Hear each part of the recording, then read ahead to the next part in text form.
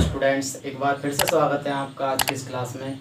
आज की इस क्लास में बच्चों, जैसा कि आपको पता है कि हम प्रश्नावली 3.1 कर रहे थे, जिसका कि जो पहला प्रश्न था वो हमने इससे प्रीवियस क्लास में कर लिया था। आज की क्लास में हम उससे आगे के प्रश्नों को करेंगे। तो चलिए आज की क्लास को स्टार्ट करते हैं। तो बच्चों, जो अपना दूसरा प्रश्न है उसमें हमसे बोला है कि आपको A1/A2, B1/B2 और C1/C2 की आपको क्या करनी है, आपस में तुलना करनी है। और तुलना करने के बाद ये बताना है कि जो ग्राफ बनेगा उसमें जो रेखाएं होंगी वो प्रतिच्छेद करेंगी या समांतर होंगी या फिर संपाती होंगी। तो आपको बच्चों यहाँ पर ये समझना होगा कि अगर हम दो चर वाले रैखिक समीकरण युग्मों को आलेखी विधि से हल करते हैं या उनका ग्राफ बनाते हैं कभी भी, तो तीन कंडीशन बनती हैं, यानी तीन प्रकार के ग्राफ हमारे बन सकते है। हो सकता है पहला ग्राफ जो बनेगा हमारा, उसमें इस प्रकार से रेखाएं क्या कर जाएंगी, प्रतिच्छेद कर जाएंगी। यानी एक ग्राफ रेखा इस तरह से जाएगी, दूसरी इस तरह से, तो ये प्रतिच्छेद कर जाएंगी। ठीक है, एक तो इस प्रकार का ग्राफ बनता है। दूसरे अगर हम बात करें तो दूसरा टाइप जो होता है उसमें क्या होता है, रेखाएं समांतर जाती हैं। यानी एक अगर ग्राफ रेखा ऐसी जाएगी तो दूसरी इसके पैरेलल ही जाएगी, यानी समांतर इस प्रकार से जाएगी। ठीक है ना, ये दो प्रकार। और एक तीसरे प्रकार का और बनता है जिसमें कि जो दोनों ग्राफ रेखा होती हैं वो एक दूसरे के क्या होती है, ऊपर होती हैं, यानी संपाती होती है। यानी यदि पहली ग्राफ रेखा आपकी ये खींची है तो दूसरी ग्राफ रेखा जस्ट इसके ऊपर ही आएगी। यानी दोनों ग्राफ रेखा जो होंगी वो एक के ऊपर एक इस प्रकार से आएंगी। तो आप दो चर वाले रैखिक समीकरण युग्मों के जो ग्राफ बनते हैं वो ये तीन प्रकार से बनते हैं, इनके अलावा कोई ग्राफ नहीं होता।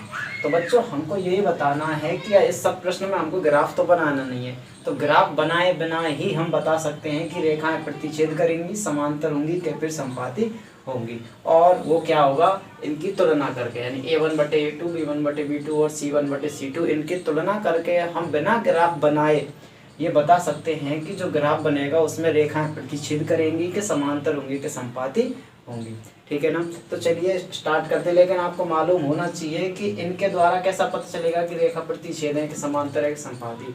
तो इन तीनों की एक अलग अलग कंडीशन होती है, एक शर्त होती है, वो शर्तें आपको याद रखनी है। ठीक है, तो आपको तीनों ही शर्तों को हम बता देते हैं। देखें, आपको पहली शर्त ये याद रखनी है कि यदि A1/A2 बराबर नहीं है B1/B2, यानी यदि आपकी इस प्रकार की कंडीशन बन रही है कि आपने A1/A2 निकाला और B1/B2 निकाला और इन दोनों का मान आपस में बराबर नहीं है, तो इस प्रकार की स्थिति में जो हमारी रेखाएं होंगी बच्चों, वो रेखाएं हमारी प्रतिच्छेदी होंगी। किस प्रकार की होंगी, प्रतिच्छेदी। ठीक है ना, रेखाएं कैसी होंगी, प्रतिच्छेदी होंगी। और दो तीन चीज़ और याद रखनी है, दो चीज़ें और याद रखनी है, क्योंकि आगे के जो प्रश्न हैं उनमें उन चीज़ों के बारे में डिस्कस करेंगे हम, उनमें पूछा जाएगा। तो आपको ये याद रखना है कि यदि ये कंडीशन बनती है, यानी A1/A2 B1/B2 के बराबर नहीं होता है, तो रेखाएं क्या करती हैं, प्रतिच्छेद करती हैं। और आपको ये भी याद रखना है कि जो युग्म होंगे वो कैसे होंगे, संगत होंगे। कैसे होंगे, संगत। यानी दोनों जो समीकरण युग्म हमारे होंगे वो कैसे होंगे, संगत होंगे। संगत के बारे में मैं आपको डिस्कस करूँगी आगे। और यदि अगर बात करें तीसरी चीज़, तो तीसरी चीज़ आपको ये भी याद रखनी है कि इसमें हल कितने मिलेंगे। यानी एक हल मिलता है, दो। तो आपने देखा होगा जब मैंने आपको ये प्रतिच्छेद वाला ग्राफ बनाया था, तो आपने देखा एक बिंदु पर प्रतिच्छेद करती है। तो जिस बिंदु पर ये प्रतिच्छेद करते हैं ग्राफ रेखा, जितने बिंदुओं पर प्रतिच्छेद करते हैं वो इसके क्या होते हैं, हल होते हैं। तो यहाँ पर दोनों ग्राफ रेखा कितने बिंदु पर प्रतिच्छेद करी है, एक बिंदु पर, तो इसका हल कितना होगा, एक। यानी यदि रेखाएं प्रतिच्छेद करती हैं तो इस स्थिति में जो हल होता है वो कितना होता है, एक हल होता है। और एक हल को हम बोलते हैं अद्वितीय हल, अद्वितीय। तो आपको ये याद रखना है, ये तीनों चीज़ याद रखनी है बच्चों, कि यदि A1/A2 और B1/B2 बराबर नहीं है तो रेखाएं प्रतिच्छेद करती हैं, युग्म जो होते हैं वो संगत होते हैं, और अद्वितीय हल होता है। अद्वितीय का मतलब है केवल एक हल प्राप्त होता है, इसमें दूसरा हल प्राप्त नहीं होता। अद्वितीय का मतलब है जिसके समान कोई दूसरा ना हो, केवल और केवल एक से बोलते हैं अद्वितीय, केवल एक। ठीक है, अगर और यदि यहाँ पे दूसरी कंडीशन की बात करें, ये तो थी पहली कंडीशन। अगर दूसरी कंडीशन की बात करें, यदि A1/A2 बराबर है B1/B2 और बराबर है C1/C2। यानी बच्चों A1/A2 निकाला, B1/B2 निकाला और C1/C2 निकाला। यदि इन तीनों का मान आपस में बराबर आ रहे हैं वैल्यू इनकी, तो उस स्थिति में भी आपको याद रखने हैं, तीन बातें ही याद रखनी है कि इसमें रेखाएं जो होंगी वे होंगी समपाती। कैसी होंगी? समपाती। यानी दोनों जो ग्राफ रेखाएं हैं वो एक के ऊपर एक आएंगी। और आप देखेंगे कि इसमें जो युग्म होगा वो इसमें संगत होगा, इसमें भी युग्म कैसा होगा? संगत होगा। समीकरण जो युग्म होगा वो क्या होगा? इसमें संगत होगा। और तीसरी बात, अगर हल की बात करें कि इसमें एक हल मिलेगा कि दो हल, कितने हल, तो आपको याद रखना है इसमें अनेक हल मिलते हैं। कितने हल मिलते हैं? अनेक, या फिर हम कह सकते हैं अनंत। ठीक है ना? हल। ठीक है बच्चों, तो आपको ये तीनों चीज़ें याद रखनी है कि यदि ये कंडीशन बन रही है तो उसमें रेखाएं समपाती होंगी, युग्म संगत होंगे और हल कितने होंगे? अनेक हल होंगे।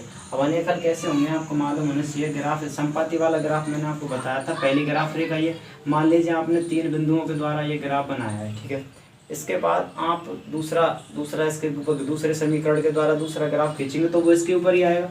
अब आप देखेंगे कि इसमें 3 हल आगे आप मैंने आपको जब ग्राफ वाला प्रश्न बताया था तो उसमें बताया था आप x की कितनी भी वैल्यू रख सकते हैं, y की कितने भी मान निकल सकते हैं। यानी जैसे जैसे आप x की वैल्यू रखते जाएंगे y की वैल्यू निकल जाएगी, अनेक हल निकल सकते हैं। तो यहाँ पर हम देखेंगे कि जैसे आपने चौथा मान धर दिया तो यह आ गया। इस प्रकार से रेखा को आप कितने बढ़ा दीजिए, अनंत हल मिलेंगे। यानी इस प्रकार की कंडीशन में हल कितने होते हैं? अनंत हल होते हैं। ठीक है, तीसरी कंडीशन और है वो आपको याद रखनी है।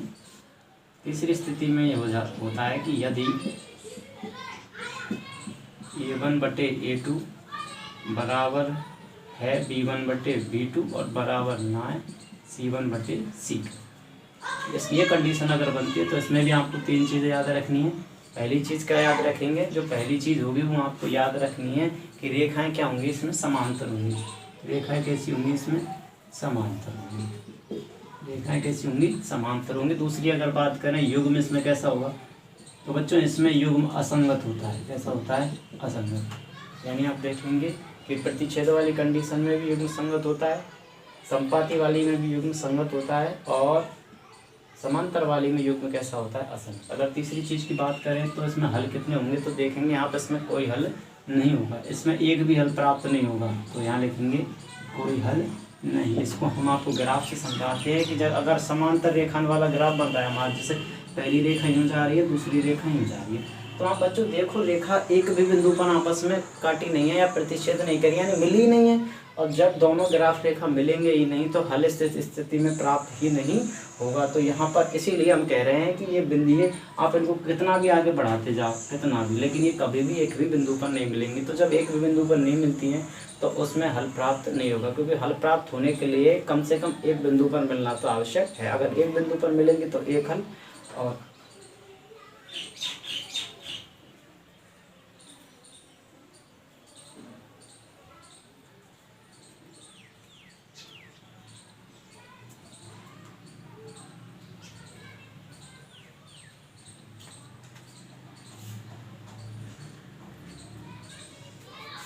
और अगर एक से अधिक बिंदुओं पर मिलेंगी तो अनंत हल।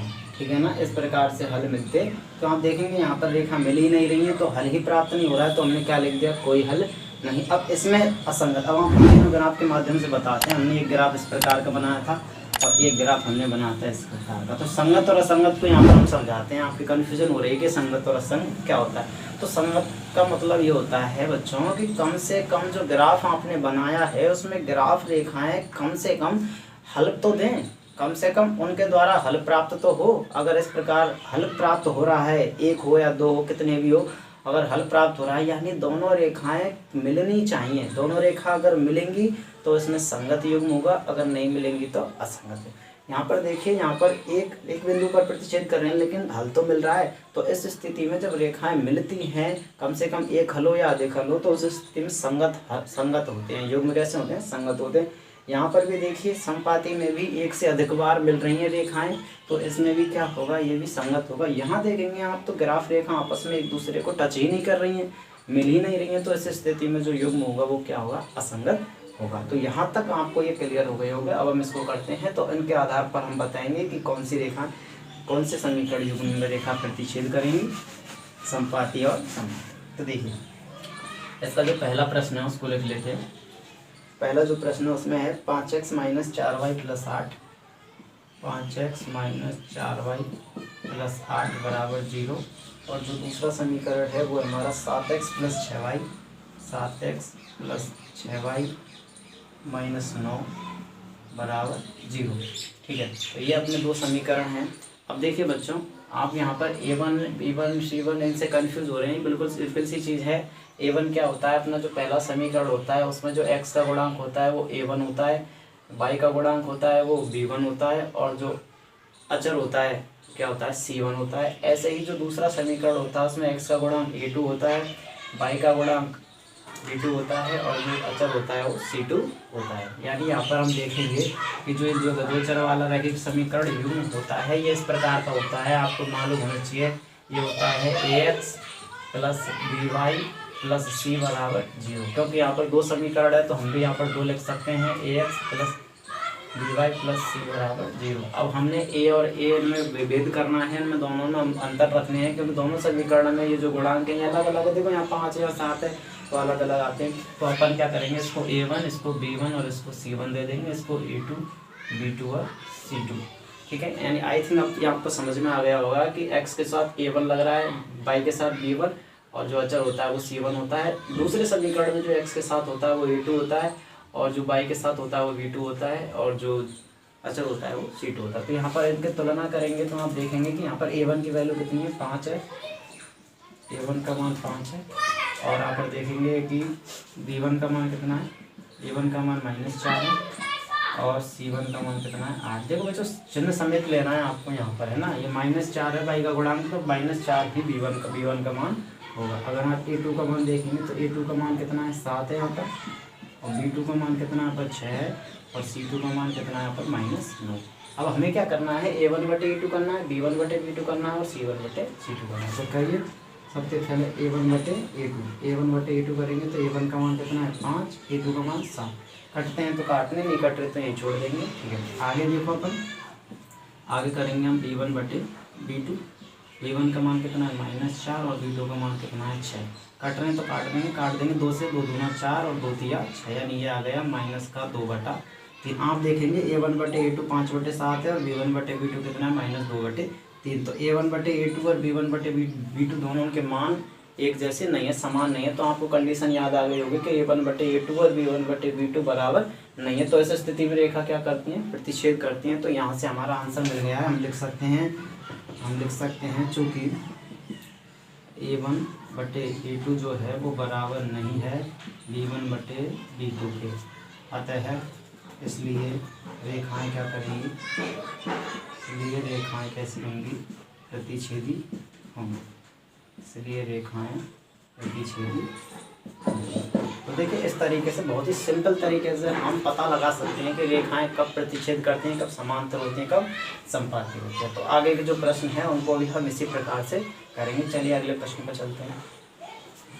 देखिए जो दूसरा प्रश्न है वो है अपना 9x प्लस 3y प्लस 12 बराबर 0। एक तो समीकरण ये है, और एक 18x प्लस 6y प्लस 24 बराबर 0।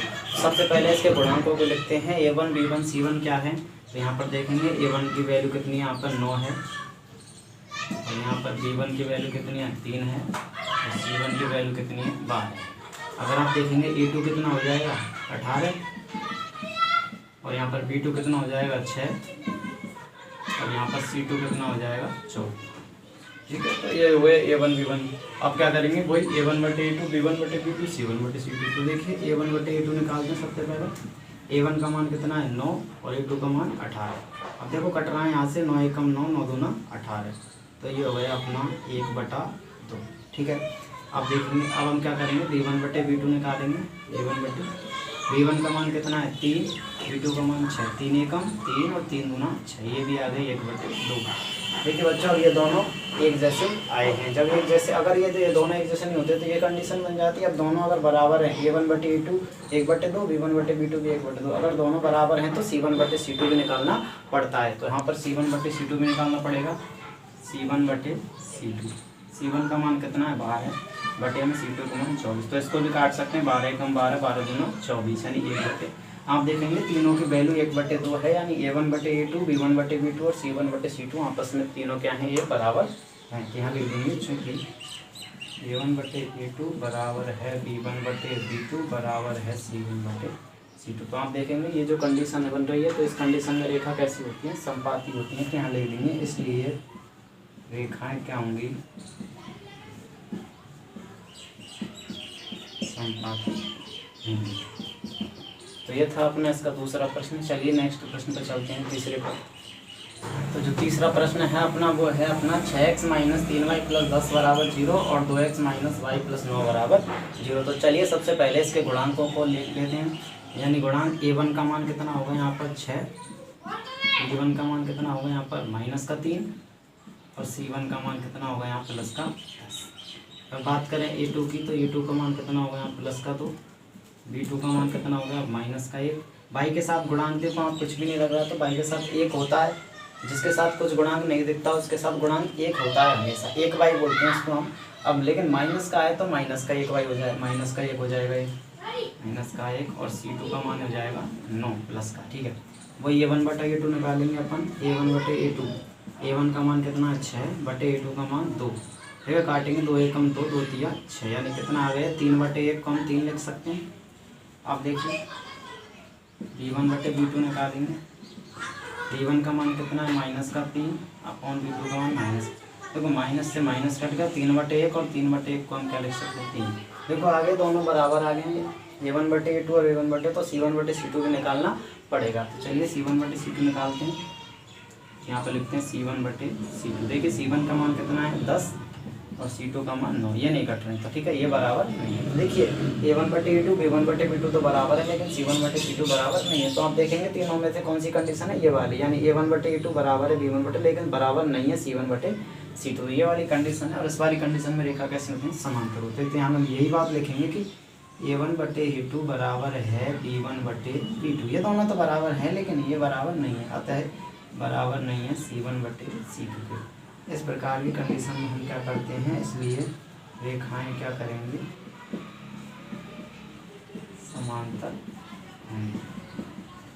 ठीक है, तो ये था अपना तीसरा प्रश्न। रेखाओं के संदर्भ में यहाँ पर 3 ही प्रश्न थे।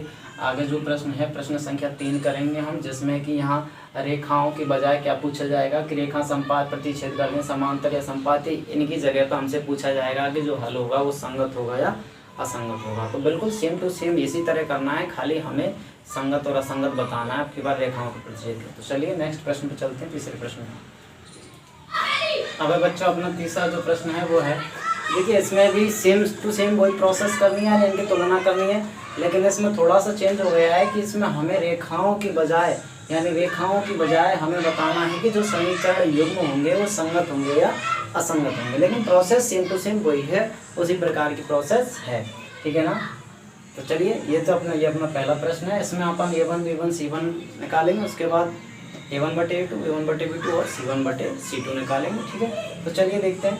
तो आप बच्चों इस समीकरण में एक चीज़ नोटिस करेंगे कि अपना जो दो चर वाला समीकरण होता है, रैखिक समीकरण जो होता है, उसमें देखेंगे आप C1 जो होता है वो बराबर से पहले आता है यहाँ पर, लेकिन यहाँ पर बराबर से पहले C1 नहीं है। तो आप एक काम कर सकते हैं, ये जो 5 है इसको बराबर से इधर लाएंगे, तो ये इधर प्लस का है, इधर आएगा तो ये माइनस का हो जाएगा, यानी माइनस का 5 हो जाएगा C1, और ये 7 इधर प्लस का है, इधर। यहाँ आप डायरेक्ट यहाँ से भी लिख सकते हैं, दोनों इनको समीकरण दोबारा बनाने के पहले बनाए बिना भी आप यहाँ से डायरेक्ट लिख सकते हैं। तो हम डायरेक्ट कर रहे हैं इसको। देखिए A1 का मान कितना आएगा, यहाँ पर A1 का मान है 3, यहाँ पर ये B1 है, और B1 का मान कितना है 2 प्लस का, और C1 का मान कितना आ जाएगा। देखो बच्चों 5 है, 5 को इधर से इधर लाएंगे तो प्लस का 5 माइनस का हो जाएगा, तो C1 का मान -5 हो जाएगा। यानी अब साइन बदल दीजिए, यदि C1 बराबर से उधर है तो आप चिन्ह बदल कर लिख दीजिए। अगर देखेंगे हम A2 का मान, तो A2 का मान कितना यहाँ पर 2 है, B2 का मान कितना यहाँ पर -3 है, और यहाँ पर देखेंगे आप C2 का मान 7 को इधर लाएंगे तो -7। तो वही A1/A2 B1/B2 निकालते हैं। A1/A2 निकालेंगे सबसे पहले। A1 का मान 3 है, बटे में 2, तो कट नहीं रहा, तो A1/A2 का मान 3/2 ही आ जाएगा। इसके बाद अगर हम बात करें B1/B2 की, तो V1 का मान 2 है और बटे V2 का मान -3, ये भी नहीं कटेगा। तो देखिए ये दोनों अलग अलग हैं क्या? हाँ अलग अलग हैं। तो जब ये दोनों अलग अलग होते हैं तो कौन सी कंडीशन बनती है? ये वाली, यानी A1 बटे A2 बराबर नहीं है V1 बटे V2। देखेंगे चूँकि A1 बटे A2 बराबर नहीं है V1 बटे V2, तो बच्चों जब इस प्रकार की कंडीशन बनती है इसलिए हम कह सकते हैं कि इसमें युग्म संगत होंगे। क्या संगत होंगे? तो बच्चों देखेंगे इस कंडीशन में जो युग्म होंगे कैसे होंगे? संगत होंगे। तो यहाँ लिखेंगे अतः समीकरण युग्म कैसे होंगे? संगत। ठीक है, समीकरण युग्म कैसे होंगे बच्चों? संगत होंगे। तो ये था अपना ऐसा इस प्रश्न का आंसर। चलिए नेक्स्ट प्रश्न को करते हैं।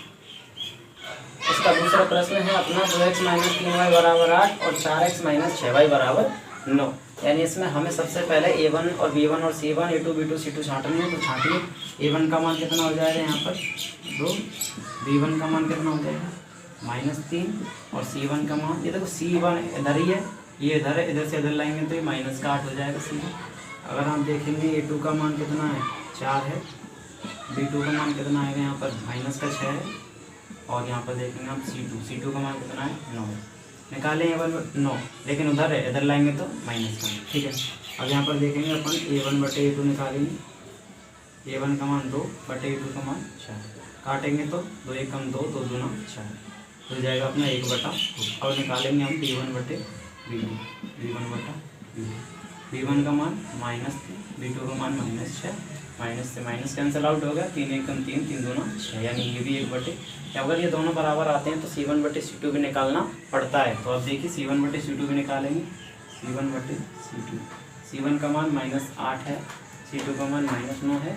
ठीक है, माइनस से माइनस कैंसिल आउट कर सकते हैं। चलिए कर दीजिए, कितना आ जाएगा ये +8 बटे 9। ठीक है, अब देखें यहाँ पर +8 बटे 9। आप देखेंगे कि A1 बटे A2 और B1 बटे B2 तो बराबर हैं, लेकिन C1 बटे C2 बराबर नहीं है। तो कौन सी कंडीशन बन रही है? ये वाली, A1 बटे A2 और B1 बटे बराबर हैं, लेकिन C1 बटे C2 बराबर नहीं है। और इस स्थिति में युग्म कैसे होते हैं? असंगत होते हैं। तो बस हमें ये लिखना है, चूँकि A1 बटे A2 बराबर है B1 बटे B2, लेकिन बराबर नहीं है C1 बटे C2, इसलिए समीकरण युग्म कैसे होंगे? आसान। ठीक है, वैसे स्थिति में कैसे होंगे? असंगत। ठीक है, ये था अपना दूसरा प्रश्न। चलिए नेक्स्ट प्रश्न पे चलते हैं। अब है तीसरे का, जो तीसरा प्रश्न है वो है 3 बटे 2x + 5 बटे 3y बराबर 7 और 9x - 10y बराबर 14। ठीक है, तो देखिए बच्चों, इसको हम या तो ये जो बटे वाले गुणांक हैं इनको हम सिंपल वे में इसकी तरह कर सकते हैं, तब कर सकते हैं, या फिर आप डायरेक्ट भी कर सकते हैं। तो हम इसको डायरेक्ट करते हैं क्योंकि वो लेंथी हो जाएगा फिर उसमें, और उसकी आवश्यकता भी नहीं है, डायरेक्ट भी कर सकते हैं इसको हम। ठीक है ना, तो देखिए किस प्रकार से करते हैं। A1 की वैल्यू कितनी है यहाँ पर? A1 है 3 बटे 2 और B1 कितना है यहाँ पर? B1 की वैल्यू है यहाँ पर 5 बटे 3 और C1 जो है उसकी वैल्यू यहाँ पर देखो, इधर लाएंगे तो किसका हो जाएगा? माइनस का 7। A2 की वैल्यू कितनी है यहाँ पर? 9। B2 की वैल्यू कितनी है? -10। और यहाँ पर C2 की वैल्यू कितनी है? 14 को इधर लाएंगे तो -14। अब देखिए बच्चों, A1 बटे A2 निकालेंगे। A1 बटे A2 यानी A1 की वैल्यू तो 3 बटे 2, ये तो ऊपर है, बटे में A2 की वैल्यू 9 है। ठीक है ना, यहाँ पर देखो ये ऊपर बटे में, तो इसको भी अपन बटे में लिख सकते हैं 9 बटे 1। ठीक है, थोड़ा सा आगे करेंगे तो 3 बटे 2 गुणा नीचे वाली चीज़ ऊपर जाएगी तो ऊपर वाली नीचे, नीचे वाली, यानी 1 तो ऊपर 9 नीचे, यानी 1 बटे 9 हो जाएगा। क्या देखिए 3 1 3, 3 8 दिया 9। यहाँ पर देखें ऊपर कितना 1 और नीचे 3 दूना 6, ये हो गया अपना 1/6। यहाँ पर 1/6 आएगा A1 बटे A2। अब निकालेंगे B1 बटा B2। देखिए B1 का मान कितना है? 5 बटे 3 है, बटे में B2 का मान 10 है, 10 के नीचे 1 लगा सकते हैं हम। इसको आगे करेंगे तो 5 बटा 3 इंटू में 1/10, 5 1 5, 5 दूना 10, ये हो जाएगा ऊपर 1/3 दूना 6। देखिए सेम आ रहा है 1/6, 1/6 ये है, तो आगे C1 बटे C2 भी निकालना पड़ता है। तो C1 बटे C2 निकालेंगे, C1 बटे C2। देखिए C1 की वैल्यू कितनी है? -7 और C2 की -14, -7 बटे -14, माइनस से माइनस कैंसिल आउट, 7 1 7, 7 दूना 14, ये आ गया 1/6। तो आप नोटिस करेंगे कि A1/A2 और B1/B2 तो समान है, लेकिन C1/C2 समान नहीं है। तो कौन सी कंडीशन बनती है, चूँकि A1/A2 बराबर है B1/B2 लेकिन बराबर नहीं है C1/C2, इसलिए जो समीकरण युग्म होगा जो कैसे होंगे, देखिए इस प्रकार की ये कंडीशन वाली है, उसमें समीकरण युग्म कैसे होते हैं, असंगत होते हैं। इसमें समीकरण युग्म कैसा होगा, असंगत होंगे। समीकरण युग्म कैसे होंगे, असंगत होंगे। तो ये था अपना तीसरा प्रश्न। इसके 2 प्रश्न हो रहे हैं, उनको भी कर लेते हैं। चलिए अगले प्रश्न पर चलते हैं। अब है अपना चौथा प्रश्न, 5x - 3y बराबर 11 और -10x + 6y बराबर -22। ठीक है, तो A1 B1 C1 निकालते हैं। इसमें से A1 का मान कितना हो जाएगा बच्चों, यहाँ से 5, और ये B1 का मान -3, और C1 का मान आप देखेंगे, देखिए इधर है, इधर लाएंगे तो -11 हो जाएगा, यानी C1 का मान -11। अगर आप देखेंगे A2 का मान कितना हो जाएगा, -10, B2 का मान आप देखेंगे तो +6, और C2 -22 है, उधर इधर लाएंगे तो इसका क्या जाएगा, +22। ठीक है, ये होगा। अब निकालेंगे हम A1/A2। देखिए A1 का मान 5/A2 का मान -10, कैंसिल आउट हो रहे हैं तो कैंसिल कर दीजिए इसको। 5 एकम 5 कट रहे हैं, और 5 दूनी 10, ये हो जाएगा -1/2, -1/2, या फिर 1/-2 या -1/2, एक ही बात है। इसको माइनस को कहीं पर भी लगा सकते हैं। ठीक है, हाँ। इसके बाद B1/B2 निकालेंगे। B1 कितना है, -3 है, और B2 कितना है, 6। 3 एकम 3, 3 दूना 6, यानी ये आ रहा है -1/2। तो आप देखेंगे ये भी -1/2, ये भी -1/2, तो C1/C2 निकालना पड़ेगा। यहाँ पर अपन निकालते हैं C1/C2।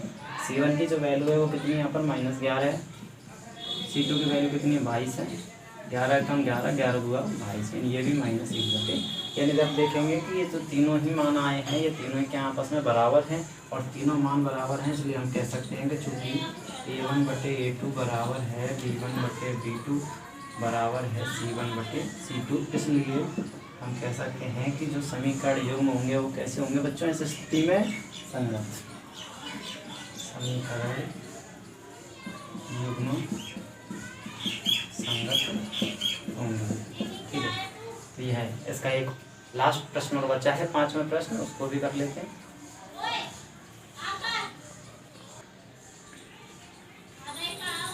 अब बच्चों 5वां जो प्रश्न है, 4/3x + 2y बराबर 8 और 2x + 3y बराबर 12। ठीक है ना, इसको करते हैं। इसमें A1 की वैल्यू कितनी है, 4/3, और इसमें B1 की वैल्यू कितनी है, 2, और इसमें C1 की वैल्यू कितनी है, 8 को इधर लाएंगे तो ये -8। A2 की वैल्यू कितनी है, 2, B2 की वैल्यू कितनी है, +3, और C2 की वैल्यू 12 को इधर लाएंगे तो -12। निकालो बच्चों A1/A2। A1 का वैल्यू 4/3 ऊपर, बटे में A2 का मान कितना है, 2। तो देखिए इसको भी हम बटे में कर सकते हैं। ये हो जाएगा अपना 4/3 ऊपर वाला, और इसको ऊपर ले जाएंगे तो ये 2/1 क्या हो जाएगा, 1/2 हो जाएगा, गुणा कट रहा है, 2 एकम 2, 2 दूना 4, तो ये ऊपर 2 एकम 2 बन जाएगा, और नीचे कितना है, 3, यानी 2/3 आ जाएगा। अब निकालते हैं हम B1/B2। B1 का मान कितना है यहाँ पर 2, और B2 का मान कितना है 3। तो देखिए दोनों बराबर हैं। ठीक है, दोनों बराबर हैं, तो आगे C1/C2 भी निकालना पड़ेगा। C1/C2, C1 की वैल्यू कितनी है, -8, C2 की वैल्यू कितनी है, -12, माइनस से माइनस कैंसिल आउट, और ये कट जाएंगे, 4 दूना 8, और 4 दिया 12, ये 2/3। तो तीनों की मान 2/3 आ रहे हैं। अगर हम कह सकते हैं चूँकि A1/A2 बराबर है B1/B2 और बराबर है C1/C2, अगर तीनों बराबर होते हैं तो हम कहते हैं, इसलिए समीकरण युग्म कैसे होंगे, समीकरण युग्म कैसे होंगे, संगत। ठीक है, तो ये था अपना तीसरा प्रश्न। दूसरे प्रश्न में हमें रेखाओं के विषय में बताना था कि रेखाएं प्रतिच्छेद करेंगी, समांतर होंगी, समपाती होंगी, और जो तीसरा प्रश्न है इसमें हमें संगत और असंगत के बारे में बताना है। इसका जो चौथा प्रश्न है वो भी संगत और असंगत के ही विषय में बताना है, लेकिन उसमें आपको एक कंडीशन देंगे, उसके एक कंडीशन देंगे कि यदि अगर संगत आते हैं तो उसको हम आलेख की विधि से हल करेंगे, असंगत आएंगे तो यहीं छोड़ देंगे। यानी यदि हल असंगत आता है तो यहाँ तक करना है बस, और यदि इस प्रकार से संगत बनता है तो संगत बनने के बाद हमें क्या करना है, इन दोनों समीकरणों के द्वारा ग्राफ बनाना है। ठीक है ना। तो आज की क्लास में बच्चों इतना ही। उम्मीद करते हैं आज की क्लास आपको समझ में आई होगी। यदि वीडियो पसंद आई हो, क्लास समझ में आई हो तो आप वीडियो को लाइक कर सकते हैं। यदि आप चैनल पर नए हैं तो चैनल को सब्सक्राइब कर सकते हैं, और आपके जितने भी साथी हैं, अपने जितने भी दोस्त हैं इस क्लास में 10th क्लास में पढ़ रहे हैं, उनको आप इस वीडियो को शेयर कर सकते हैं। ठीक है, चलिए मिलते हैं आपसे नेक्स्ट क्लास में। ठीक है, तब तक के लिए राधे राधे।